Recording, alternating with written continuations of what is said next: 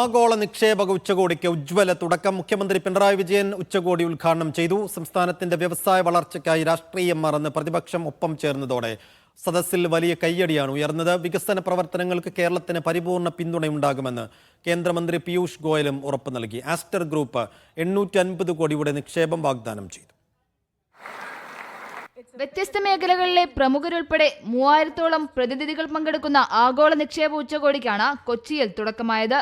കേരളത്തെ കൂടുതൽ വ്യവസായ സൗഹൃദമാക്കുകയാണ് ഉച്ചകോടി കൊണ്ട് സംസ്ഥാന സർക്കാർ ലക്ഷ്യമിടുന്നതെന്നും നിക്ഷേപക രംഗത്തെ വളർച്ചയ്ക്കായി സംരംഭകർക്ക് കേരളത്തിൽ എല്ലാ സഹായവും ഉറപ്പുവരുത്തുമെന്നും മുഖ്യമന്ത്രി പിണറായി വിജയൻ പറഞ്ഞു.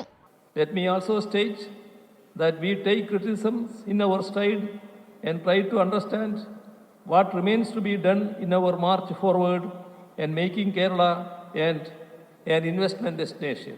കേരളം വ്യവസായ സൗഹൃദമാണോ എന്ന വിഷയത്തിൽ രാഷ്ട്രീയ പോര് തുടരുന്നതിനിടെ സർക്കാരിന്റെ ക്ഷണം സ്വീകരിച്ച് ഉച്ചകോടിക്ക് പ്രതിപക്ഷ നേതാവ് വി ഡി സതീശൻ എത്തിയത് ശ്രദ്ധേയമായി.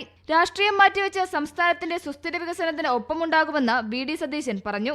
വലിയ കയ്യടിയാണ് സദസ്സിൽ ഉയർന്നത്. We are giving our full support in all aspects to the government to make Kerala investment friendly. പ്രതിപക്ഷ നേതാവിന്റെ നിലപാടിനെ പ്രമുഖ വ്യവസായി എം.എ. യൂസഫ് അലി സ്വാഗതം ചെയ്തു.